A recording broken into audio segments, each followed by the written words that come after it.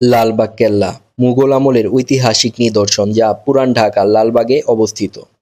ঢাকা শহরের ৪০০ বছরের ইতিহাসে সাক্ষী হয়ে সগৌরবে দাঁড়িয়ে আছে অসমাপ্ত এই মুঘল দুর্গটি। আজকের ভিডিওতে আমরা জানবো লালবাগ কেল্লার ইতিহাস, এখানে দেখার কি কি আছে, লালবাগ কেল্লায় ভেতরে প্রবেশ করার টিকিটের মূল্য, লালবাগ কেল্লার সাপ্তাহিক ছুটি এবং সময়সূচি সম্বন্ধে। আসসালামু আলাইকুম, সবাইকে স্বাগতম জানিয়ে শুরু করছি আজকের নতুন ভিডিও। তো আজকে আমরা চলে আসছি পুরান ঢাকার অন্যতম ঐতিহাসিক এক স্থান লালবাগ। আর লালবাগে আসছি আমরা লালবাগের কেল্লা দেখার জন্য। তো আজকে আমরা সবাই মিলে ঘুরে দেখব লালবাগের কেল্লা এবং জানার চেষ্টা করব লালবাগ কেল্লার ইতিহাস এবং অজানা তথ্য।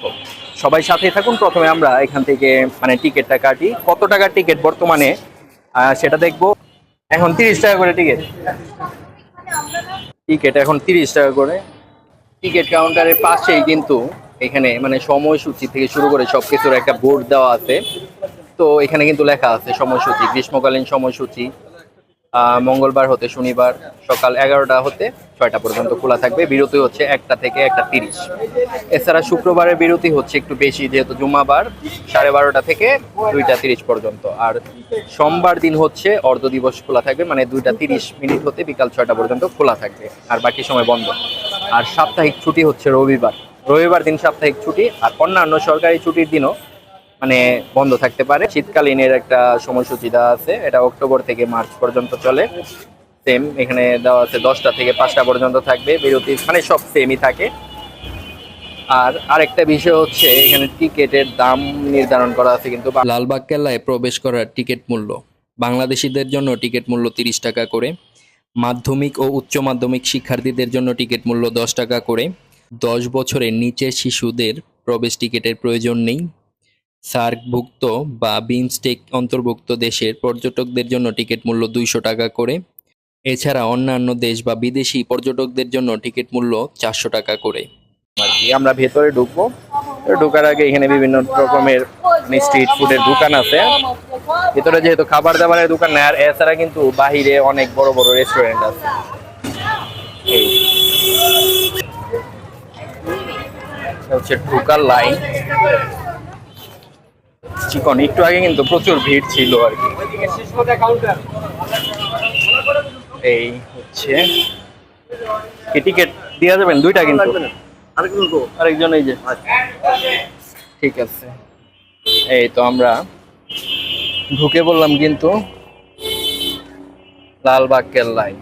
প্রথমে আমরা ঢোকার পরে কিন্তু এই যে এই ভিউটা পাবো। চারপাশে কিন্তু এখানে বাগান, বিভিন্ন রকমের ফুল গাছ চারপাশেই। এই পাশে একটু মেঘলা, সূর্যটা ওই পাশে একটু অন্ধকার অন্ধকার দেখাচ্ছে, কিন্তু এই পাশের ভিউটা দেখেন কত সুন্দর। প্রথমে আমরা এক নজরে দেখে নেই লালবাগ কেল্লার ইতিহাস। ইতিহাস থেকে আমরা জানতে পারি ১৬৭৮ সালে মুঘল সম্রাট আওরঙ্গজেবের তৃতীয় পুত্র ও বাংলার তৎকালীন সুবেদার শাহজাদা মোহাম্মদ আজম শাহ বুড়িগঙ্গা নদীর তীরে মুঘল দুর্গ হিসেবে লালবাগ কেল্লার নির্মাণ কাজ শুরু করেন। তখনকার সময়ে কেল্লার মূল নাম ছিল কেল্লা আওরঙ্গাবাদ। আজম শাহ মাত্র ১৫ মাস বাংলায় থাকেন। এরপর মারাঠা বিদ্রোহ দমনের জন্য সম্রাট আওরঙ্গজেব তাকে দিল্লি ডেকে পাঠান, ফলে কেল্লার নির্মাণ কাজ অসম্পূর্ণ থেকে যায়। সুবেদার আজম শাহর সময়ে এখানে একটি ৩ গম্বুজ বিশিষ্ট মসজিদ ও দরবার হল নির্মিত হয়েছিল। আজম শাহ চলে যাওয়ার পর বাংলার নতুন সুবেদার নিযুক্ত হন নবাব শায়েস্তা খাঁ। ১৬৮০ সালে বাংলার তৎকালীন সুবেদার শায়েস্তা খাঁ পুনরায় এই দুর্গটি নির্মাণ কাজ শুরু করেন, কিন্তু ১৬৮৪ সালে তার কন্যা পরিবিবির অকাল মৃত্যু ঘটে। কন্যার আকস্মিক মৃত্যুর পর শায়েস্তা খাঁ এই দুর্গটিকে অপয়া বলে মনে করেন এবং দুর্গটির নির্মাণ কাজ অসমাপ্ত অবস্থায় রেখে দেন। লালবাগ কেল্লার 3টি প্রধান স্থাপনার একটি হল পরিবিবির সমাধি। শায়েস্তা খাঁর শাসনামলের পর দুর্গটি তার নিজস্ব জনপ্রিয়তা হারিয়ে ফেলে, যার মূল কারণ ছিল বাংলার রাজধানী ঢাকা থেকে মুর্শিদাবাদে স্থানান্তর। মুঘল আমল সমাপ্ত হওয়ার পর দুর্গটি পরিত্যক্ত অবস্থায় রয়ে যায়। ১৮৪৪ সালে এলাকাটি আওরঙ্গাবাদ নাম পরিবর্তন করে লালবাগ নামকরণ করা হয় এবং দুর্গটি পরিণত হয় লালবাগ দুর্গে। সেই থেকে এখন পর্যন্ত লালবাগ কেল্লা নামে পরিচিত এই দুর্গটি। পরিবিবির সমাধি লালবাগ কেল্লার 3টি স্থাপনার মধ্যে অন্যতম একটি। এখানে পরিবিবি সমাহিত আছেন। শায়েস্তা খাঁ তার কন্যার স্মরণে এই মনোমুগ্ধকর মাজারটি নির্মাণ করেন। আসলে লালবাগ কেল্লা বলতে যে ছবিটি বেশি পরিচিত সেটি মূলত পরীবিবির সমাধির ছবি। পরীবিবি, যার অন্য নাম ইরান দুখত রহমত ভানু, তিনি ছিলেন বাংলার মুঘল সুবেদার শায়েস্তা খাঁর কন্যা এবং মুঘল সম্রাট আওরঙ্গজেবের পুত্র শাহজাদা মোহাম্মদ আজমের স্ত্রী। ১৬৬৮ সালের ৩ মে মোহাম্মদ আজম শাহর সাথে পরীবিবির বিয়ে হয়। ১৬৮৪ সালে পরীবিবির আকস্মিক মৃত্যুর পর তাকে নির্মাণাধীন লালবাগ কেল্লার অভ্যন্তরেই সমাহিত করা হয়। তার সমাধিস্থলকে চিহ্নিত করে পরীবিবির মাজার নির্মিত হয়। পরীবিবির মাজারের স্থাপনাটি চতুষ্কোণ। মার্বেল পাথর, কষ্টি পাথর ও বিভিন্ন রঙের ফুল পাতা সুশোভিত চাকচিক্যময় টালির সাহায্যে অভ্যন্তরীণ ৯টি কক্ষ অলংকৃত করা হয়েছিল। মাঝের একটি ঘরে পরীবিবির সমাধিস্থল এবং এই ঘরটি ঘিরে ৮টি ঘর আছে। স্থাপনাটির ছাদ করবেল পদ্ধতিতে কষ্টি পাথরের তৈরি এবং ৪ কোণে ৪টি অষ্টকোণ মিনার ও মাঝে একটি অষ্টকোণ গম্বুজ আছে। মূল সমাধিসৌধের কেন্দ্রীয় কক্ষের উপর এই গম্বুজটি একসময় স্বর্ণখচিত ছিল। পরবর্তীতে পিতল বা তামার পাত দিয়ে পুরো গম্বুজটিকে মুড়িয়ে দেওয়া হয়েছে। স্থাপনাটির অভ্যন্তরভাগ সাদা মার্বেল পাথর দিয়ে আচ্ছাদিত ছিল। এই হচ্ছে পরীবিবির সমাধি, এই যে এটা। এই দুর্গের ভিতরে কিন্তু পরীবিবির মাজার, আর এর বাহিরে কিন্তু আরেকটা কবর আছে। এটা হচ্ছে হলো ক্ষুধাবন্ধ মির্জা বাঙালির সমাধি আর কি। শায়েস্তা খানের একান্তই বিশ্বস্ত সহসেনার অধিনায়ক ছিল সে। মির্জা বাঙালির সমাধির উভয় পাশে অজ্ঞাত ২ শিশুর কবর। আর সব দিকে কিন্তু এই যে এরকম ফোয়ারা আছে, আর এই পাশে বড় কিন্তু মানে একটা ভবনের মতো মানে দেখা যাচ্ছে, একতলা বিশিষ্ট। এটা মানে লম্বা প্রচুর। এটা ভেতরে কিন্তু একটা মানে নিচের দিকে রুমের মতো গেছে, আর এখানে লেখা কিন্তু কেন্দ্রীয় জলাধারের তলদেশ হয়তোবা লেখা ছিল, উঠা গেছে তলদেশের লাস্টে আর তালিবস্য নাই। এই হচ্ছে ভেতরের মানে সিঁড়ির মতো নিচের দিকে গেছে আর কি, হয়তোবা এটার ভেতরে কক্ষ টক্ষ আছে। আর হচ্ছে এই যে দিক দিয়ে পানিটা পড়ে আর কি, এই যে পানি পড়ার পরে এই যে এই ফোয়ারাগুলা একদম সব ভইরা যায় আর কি। তো আমরা কিন্তু সিঁড়ির মতো দেখতে পাচ্ছি, তো এই সিঁড়ি দিয়ে উপরে উঠি। আহ, সিঁড়িগুলা অনেকটা খাড়া খাড়া সিঁড়ি, অনেক আগের আমলে বানানো, ওই হিসাবে বানানো। এখানে কিন্তু একটা ছাদের মতো আছে, এরপর অনেক মানুষ উঠে। এই তো ভিতরে ঢুকে মানে কিছুক্ষণ হাঁটাহাঁটি করলাম আমরা। এখানে কিন্তু বসার স্পেস আছে গাছের নিচে, এই গাছের নিচে বসে আছি বাইরে, মানে হঠাৎ করে আবার রোদ। হাম্মামখানা মূলত সুবেদারদের বাসভবন হিসেবে ব্যবহার করা হতো। লালবাগ কেল্লার এই দালানকে ২টি কাজে ব্যবহার করা হতো: হাম্মামখানা বা বাসভবন হিসেবে, দেওয়ান-এ-আম বা বিচারালয় হিসাবে। এই দালানের নিচতলায় ছিল বাসভবন তথা হাম্মামখানা আর উপরে ছিল আদালত বা দেওয়ান-এ-আম। শায়েস্তা খাঁ এই ভবনে বাস করতেন এবং এটাই ছিল তার আদালত। এখান থেকে তিনি সমস্ত বিচার কার্য পরিচালনা করতেন। সো আমরা এই লালবাগ দুর্গের মানে লালবাগ কেল্লার আরেকটি মানে ভবনে আমরা যাব। এটা হচ্ছে হলো হাম্মামখানা নামে পরিচিত বা দরবার হল বলে। আর এই যে ভেতরে কিন্তু মানে সুন্দরভাবে ঘাস কাটা হচ্ছে মেশিন দিয়ে।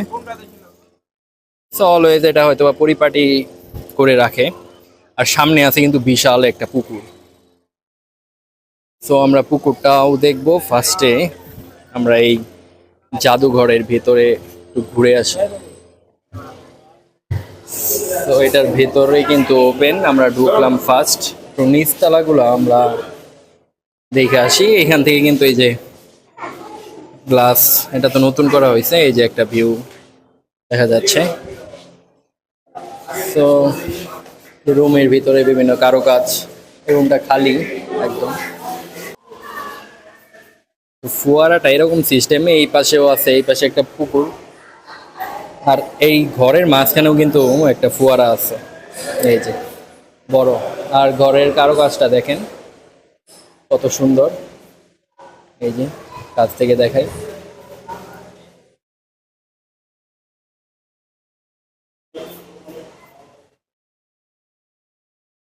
প্রথমে আমরা ঢুকলাম এক রুমে, এটা হচ্ছে মাঝখানের রুম।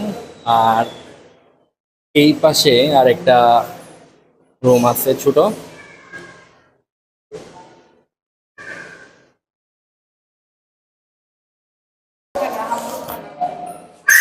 এটা হচ্ছে হাম্মাম খানা বলা হয়। এখানে মনে হয় গোসল করতো। এই যে এখানে বিভিন্ন নকশার মতো দেখা যাচ্ছে, কিসের নকশা এটা বোঝা যাচ্ছে না, এখানে লেখা আছে অনেক কিছু। এই যে এখানে কিন্তু কিছু ছবির মতো আছে আর কি দেওয়া। এই যে এটা হয়তো অনেক আগের কারুকাজ করা, দেখতে কিন্তু সুন্দর ছবিগুলা। এই যে এখানে লেখা আছে লালবাগ কেল্লার হাম্মাম খানা আর কি, হাম্মাম খানাটি স্নান করে আর কি। পরে সিঁড়ির মতো আছে। আর এইখানে কালার গুলা কিন্তু মানে আলো বাতাস এত পরিমাণ আসে, মানে দেখতে মানে ভালোই লাগে আর কি। মানে প্রতিটা রুমে প্রচুর পরিমাণ আলো বাতাস যাতে ঢুকে ওরকম মানে ব্যবস্থা আছে। আর এই যে এখানে কিন্তু সিঁড়ি। তো আমরা কিন্তু এই মানে দরবার হল যে হাম্মাম খানাটা, এটার ভেতর থেকে বের হইলাম। তো এটার ভেতরে তো মানে দেখার মতো কোনো কিছু এরকম পাইলাম না আর কি। সামনে হচ্ছে বিশাল পুকুর। আমি মনে করছিলাম এইবার বর্ষাকাল যেহেতু এখন বর্তমানে এখানে পানি থাকবে, কিন্তু টোটালি তো পানি নাই এটার মধ্যে। এই যে পুকুরটা, কিন্তু পানি নাই। পুকুরটা কিন্তু পাড় সুন্দর করে বাঁধানো, এটা কি আগে থেকে বাঁধানো ছিল নাকি জানি না। তবে এই দুর্গটা মানে কিন্তু অসমাপ্ত একটা দুর্গ যদি বলা হয়, তাহলে এটা যদি মানে কাজ সম্পূর্ণভাবে করা হইতো, এটার ভিতরে আর কি কি থাকতো সেটা কিন্তু আমাদের একটা প্রশ্ন থেকে যায়। এবং এখানে কিন্তু গোপন একটা সুড়ঙ্গ আছে। আমরা এই যে এই সাইডে একটু যাই। দীর্ঘ সময় যাবৎ এটি ধারণা করা হতো যে দুর্গটি হচ্ছে তিনটি ভবন স্থাপনার সমন্বয়ে তৈরি: মসজিদ, পরিবেবী সমাধি ও দেওয়ানি আম, সাথে দুটি বিশাল তোরণ ও আংশিক ধ্বংসপ্রাপ্ত মজবুত দুর্গ প্রাচীর। কিন্তু বাংলাদেশের আর্কিওলজিস্ট অধিদপ্তরের সাম্প্রতিক উৎখননে অন্যান্য অবকাঠামোর অস্তিত্ব প্রকাশ পেয়েছে। দুর্গ প্রাচীরের দক্ষিণ পশ্চিম কোণে একটি বিরাট মিনার ছিল। দক্ষিণ পাশের দুর্গ প্রাচীরের উত্তরে ছিল কয়েকটি ভবন, আস্তাবল, প্রশাসনিক ভবন এবং পশ্চিম পাশের জলাধারা ও ফোয়ারা সহ একটি সুন্দর ছাদবাগানের ব্যবস্থা ছিল। আবাসিক অংশটি ছিল দুর্গ প্রাচীরের পশ্চিম পূর্বে। দক্ষিণে দুর্গ প্রাচীরে নির্দিষ্ট ব্যবধানে 5টি মিনার ছিল। মিনারগুলোর উচ্চতা দোতলার সমান ছিল এবং পশ্চিম পাশে দুর্গ প্রাচীরে ছিল 2টি মিনার, যার সবচেয়ে বড়টি ছিল দক্ষিণ পাশের প্রধান প্রবেশদ্বার। মিনারগুলো ছিল একটি ভূগর্ভস্থ সুড়ঙ্গ, যে সুড়ঙ্গকে আমরা গোপন সুড়ঙ্গ বা রহস্যময় সুড়ঙ্গ বলে জানি। এই যে গোপন সুড়ঙ্গ পথের মুখ, এটাই, এটা নিয়ে কিন্তু মানে রহস্য। বর্তমানে এটা একদম আটকানো।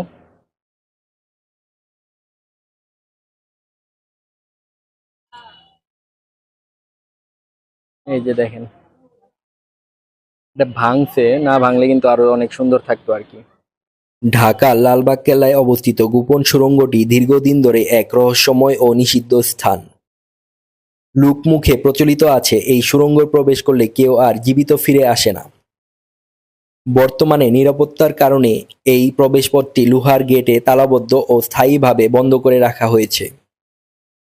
সুড়ঙ্গ নিয়ে প্রচলিত লোককথা হচ্ছে এই সুড়ঙ্গর পথ সোজা দিল্লি পর্যন্ত চলে গেছে বলে অনেকেই বিশ্বাস করে। আবার অনেকেই বলে অতীতে নাকি এই পথ দিয়ে বুড়িগঙ্গা নদী পার হয়ে ওপারে জিঞ্জিরা প্রাসাদে যাওয়া যেত। সুড়ঙ্গ পথের ভেতরে পরীক্ষামূলকভাবে 2টি কুকুর ছেড়ে দেওয়া হয়েছিল, কিন্তু কুকুর দুটি কখনো আর ফিরে আসেনি। এমন গল্প মানুষের কৌতূহল ও ভয় আরও বাড়িয়ে দিয়েছে। ইতিহাসবিদ ও স্থপতিদের মতে এটি কোনো জাদু বা অলৌকিক স্থান নয়। যুদ্ধ বা বিপদের সময় মুঘল সেনাপতি ও সুবেদারদের নিরাপদে দুর্গ থেকে পালিয়ে যাওয়ার জন্য এটি তৈরি করা হয়েছিল। তবে সুড়ঙ্গটির রহস্য এখনও উন্মোচিত হয়নি। সুড়ঙ্গটি এখন পর্যন্ত রহস্যময় এবং নিষিদ্ধ হিসাবেই বিবেচিত আছে। শাহী মসজিদ। সম্রাট আওরঙ্গজেবের তৃতীয় পুত্র শাহজাদা আজম শাহ বাংলার সুবেদার থাকাকালীন 3 গম্বুজ বিশিষ্ট দুর্গের একটি মসজিদ নির্মাণ করেছিলেন। মসজিদটি 1678 থেকে 1679 সালে নির্মিত হয়। আয়তাকার নির্মিত 3 গম্বুজ বিশিষ্ট মসজিদটি এদেশের প্রচলিত মুঘল মসজিদের একটি আদর্শ উদাহরণ। বর্তমানেও মসজিদটি মুসল্লিদের নামাজের জন্য ব্যবহৃত হয়ে আসছে। বর্তমানে কিন্তু মসজিদের আপনার গেটটা আটকানো আর কি। আগে এটার ভিতর থেকে মসজিদে কিন্তু ঢোকা যাইতো, বাট এখন আর ঢোকা যায় না। মসজিদটাও কিন্তু অনেক সুন্দর এবং অনেক পুরানা একটা মসজিদ, সেই মুঘল আমলের মানে মসজিদ এটা। এখনো বর্তমানে এখানে নামাজ পড়া হয়। যে জিনিসটা, এই যে এখন কিন্তু মুসল্লিরা নামাজ পড়ে কিন্তু বাহিরে বসে আছে। মসজিদটাও কিন্তু দেখতে সুন্দর এবং প্রতিটা স্থাপনার কালার কিন্তু সেম। এই যে এটার কালার যেরকম, আপনার চারিদিকের যে ওয়ালগুলার কালার সেম। আর এই সব থেকে সুন্দর মানে এই দুর্গটা, মানে এই ভবনটা আর কি সব থেকে সুন্দর লাগছে আমার কাছে। পরিবেশ সমাধি চারিদিকেই কিন্তু মানে ফোয়ারা, খালি সামনের পাশে আমরা যে দিক দিয়ে ঢুকছি আর কি, এই পাশ দিয়ে ঢুকছি এই গেট দিয়ে, এইখানে খালি ফোয়ারা নাই এইটুকুতে। আর এছাড়া কিন্তু 3 দিকেই আর কি ফোয়ারা আছে এই যে এরকম। আর ফোয়ারা বিশেষ বিশেষ দিনে চালু করা হয়। এখন বিশেষ দিন কোনটা এটা আমার ওরকম জানা নাই, জানা থাকলে অবশ্যই জানাইতাম। কিন্তু দেখেন কত সুন্দর একটা প্রাসাদের মতো লাগতেছে, যদিও ছোট অনেক। তো শায়েস্তা খাঁ এটা যদি হয়তো বা পরিবিবি না মারা যেত, শায়েস্তা খাঁর মেয়ে, তাহলে হয়তো বা এটা একদম মানে পরিপূর্ণ একটা দুর্গ হিসাবে মানে থাকতো, এখানে আরো অনেক কাজ হইতো। কিন্তু পরিবিবি এখানে এসে মারা যাওয়ার কারণে কিন্তু আর কি অপয়া হিসাবে দুর্গটার কাজ বন্ধ করে দিছিল শায়েস্তা খাঁ। না হইলে এটা হয়তো আরো আমরা অনেক বেশি নিদর্শন, আরো অনেক কিছু দেখতে পারতাম। ইতিহাস এবং সৌন্দর্যের দারুণ মিশ্রণে এই লালবাগ কেল্লা। আপনারা যারা এখনো লালবাগ কেল্লায় আসেনি তারা এসে ঘুরে যেতে পারেন, আর যারা অনেক আগে এসেছেন তারাও আসতে পারেন এই লালবাগ কেল্লায়। ছুটির দিন অথবা যে কোনো দিনেই কিন্তু এখানে ঘুরে যেতে পারেন। ছুটির দিনে একটু ভিড়টা বেশি হবে, বাট মানে ছুটির দিন ছাড়া ভিড়টা কম হয়। এছাড়া আপনাদের তো আমি ঢোকার আগে বলছি যে প্রতি রবিবার হচ্ছে সাপ্তাহিক বন্ধ লালবাগ কেল্লার। আর আজকে ভিডিওটা আপনাদের কাছে কেমন লাগলো অবশ্যই কমেন্টসে জানাবেন। ভালো লাগলে লাইক এবং শেয়ার করবেন। আর দেখা হবে পরবর্তী কোনো ভিডিওতে অন্য কোনো জায়গায়। সবাই ভালো থাকবেন, সুস্থ থাকবেন। আল্লাহ হাফেজ।